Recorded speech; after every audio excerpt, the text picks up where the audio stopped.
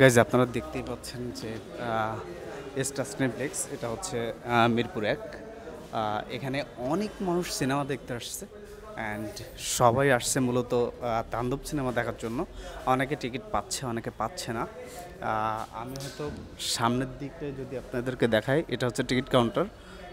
এখান থেকেই সবাই টিকিট কাটছে। বাট আজকে হচ্ছে কোরবানির ঈদ, ঈদটা কোরবানির ঈদ। সাধারণত সবাই কোরবানি থাকে, তো কোরবানির সময় সবাই বাসায় সময় দেয়। বাট বাসায় সময় দেওয়ার পরেও সবাই কোরবানি অনেক তাড়াতাড়ি শেষ করার পরে সবাই চলে এসেছে তাণ্ডব সিনেমা দেখার জন্য। বাট এইখানটাতে না, আমি এর আগে আরেকটা সিনেমা হল ঘুরেছি, বাট সেখানটাতেও যারা দর্শক তারা টিকিট পাচ্ছে না। অলমোস্ট 10 তারিখ পর্যন্ত কোনো টিকিট নেই, সবগুলো বুকড হয়ে গেছে।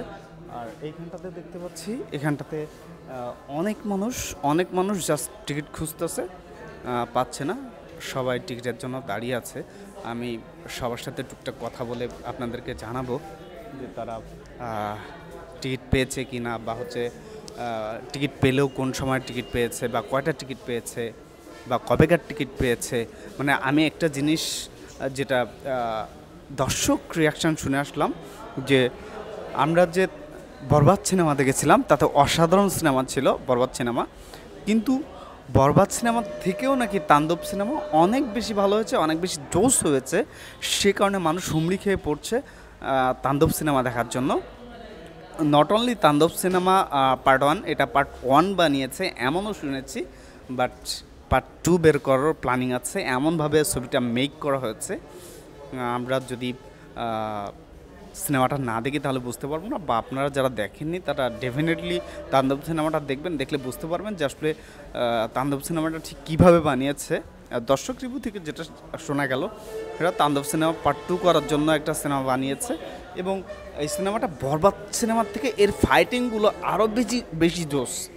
মানে আমরা বরবাদে দেখেছি যে সাকিব খানের একটা খুব খুব রাফ অ্যান্ড টাফ ক্যারেক্টার ছিল। তো এত রাফ অ্যান্ড টাফ ক্যারেক্টার থেকেও যদি তাণ্ডব সিনেমা আরও বেশি ভালো করে, তাহলে বুঝতেই পারছেন যে Bangla film industry, Bangla cinema কোথায় চলে যাবে।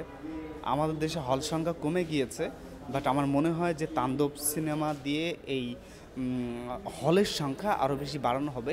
আমার এটা কেন জানি মনে হচ্ছে যে তাণ্ডব সিনেমা আসলে একটা অনন্য রেকর্ড করবে বাংলা ছবির ইতিহাসে।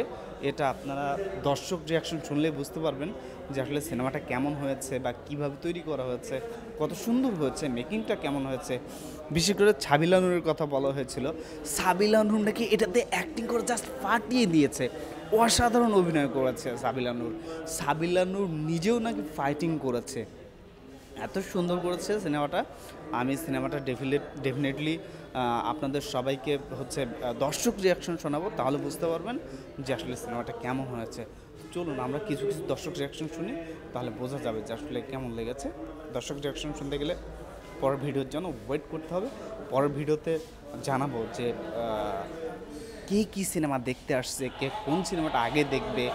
তো আমার মনে হয় যে তাণ্ডব সিনেমার কাছে অন্য কোনো সিনেমা পারবে বলে আমার মনে হচ্ছে না। দেখুন এখান থেকে টিকিট নিচ্ছে চলে যাচ্ছে, নিচ্ছে চলে যাচ্ছে। এখন একটা শো চলছে 2:40 থেকে মেবি 5টা, 2:40 থেকে 2টা থেকে 4টা,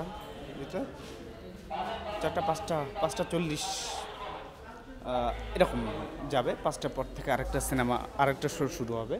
তো তাণ্ডব একদম ফাটিয়ে দিচ্ছে, এটা নির্দ্বিধায় বলা যায়। আমিও বলছি, এবং আমি নিজে বলছি না, এটা দর্শকের কাছ থেকে শোনার পরে বলছি। তো চলুন দর্শকদের কাছ থেকে কিছু শুনে আসি।